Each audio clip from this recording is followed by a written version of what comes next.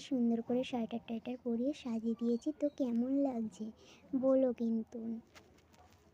আমি সেই মতো ভিডিও ছাড়বো। তোমরা কেমন ভিডিও পছন্দ